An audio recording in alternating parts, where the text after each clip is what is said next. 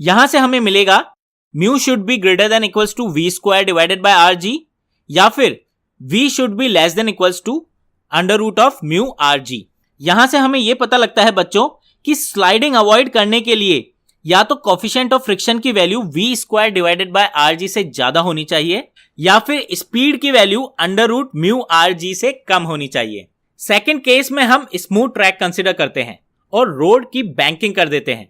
Banking of road का मतलब है हम रोड या सर्कुलर ट्रैक के आउटर पार्ट को कुछ एंगल पर लिफ्ट करके बनाते हैं as compare to the inner side.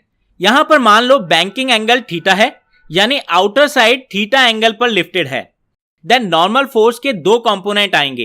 पहला जो वर्टिकल में है एन कॉस थीटा, वो कार के वेट mg को बैलेंस करेगा, and second component N sine theta जो रेडियल डायरेक्शन में है वो mv square divided by r के इक्वल होगा।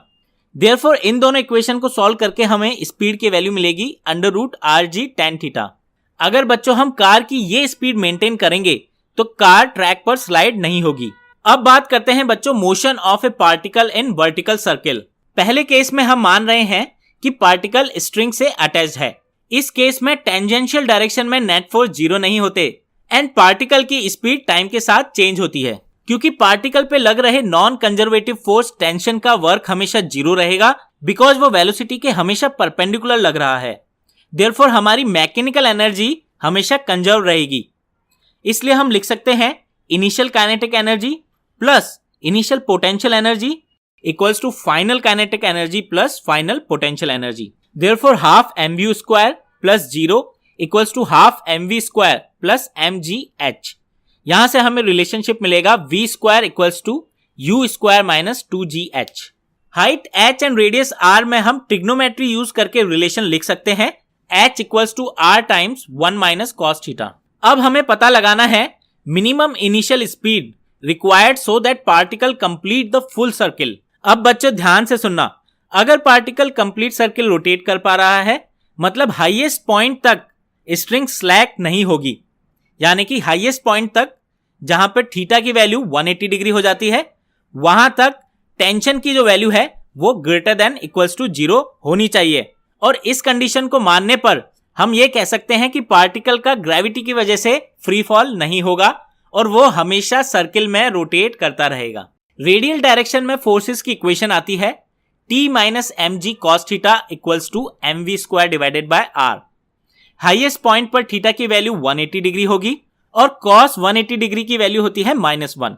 अगर टेंशन की वैल्यू हाईएस्ट पॉइंट पर जीरो से ज्यादा होनी चाहिए ताकि पार्टिकल सर्किल कंप्लीट कर पाए, then t equals to mv square divided by r minus mg should be greater than equals to zero, यानी कि जो वेलोसिटी है हाईएस्ट पॉइंट पर that should be greater than equals to under root g times r। Therefore minimum velocity at the highest point should be under root gr। अब क्योंकि हमें पता है v square equals to u square minus 2gh है और h को हम replace कर सकते हैं r 1 माइनस कॉस थीटा से, तो हम लिख सकते हैं v square equals to u square minus 2gr 1 minus cos theta. अब क्योंकि हाईएस्ट पॉइंट पर थीटा की वैल्यू 180 डिग्री है और cos 180 डिग्री -1 है, तो हम इस इक्वेशन को मॉडिफाई करके लिख सकते हैं v square equals to u square minus 4gr। v square की वैल्यू gr रखने पर हमें मिनिमम इनिशियल वेलोसिटी मिल जाएगी under root 5gr।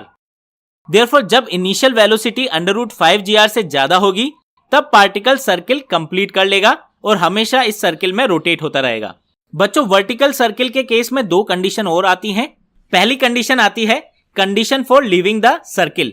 Leaving the circle का मतलब है बच्चों कि हाईएस्ट पॉइंट पर पहुंचने से पहले ही स्ट्रिंग की टेंशन जीरो हो जाती है और पार्टिकल ग्रेविटी में फ्री फॉल करने लगता है। इसकी कंडीशन आती है u should be less than under root 5gr and should be greater than under root 2gr। इस केस में एक और कंडीशन आती है कंडीशन फॉर ऑसिलेशन। यहां पर अगर initial velocity under root 2gr से कम या उसके बराबर होगी तो पार्टिकल हमेशा ऑसिलेट करता रहेगा। अगर स्ट्रिंग की जगह पार्टिकल एक सर्कुलर लूप में रोटेट कर रहा है देन टेंशन की जगह यहां नॉर्मल फोर्स रेडियल डायरेक्शन में एक्ट होगा।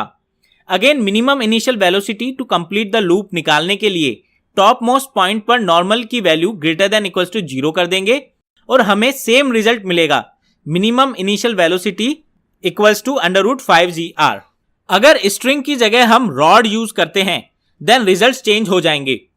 देन क्योंकि रॉड स्लैक या लूज नहीं हो सकती है, इसीलिए सर्किल कंप्लीट करने की कंडीशन अब ये होगी कि टॉप मोस्ट पॉइंट पर वेलोसिटी 0 नहीं होनी चाहिए। और क्योंकि हमें initial velocity and top most point पर जो वेलोसिटी है उन दोनों के बीच में रिलेशन पता है, v square equals to u square minus 4gr। Therefore यहां पे v की वैल्यू हम 0 रख देंगे और हमें इनिशियल मिनिमम वेलोसिटी मिलेगी अंडर रूट 4gr।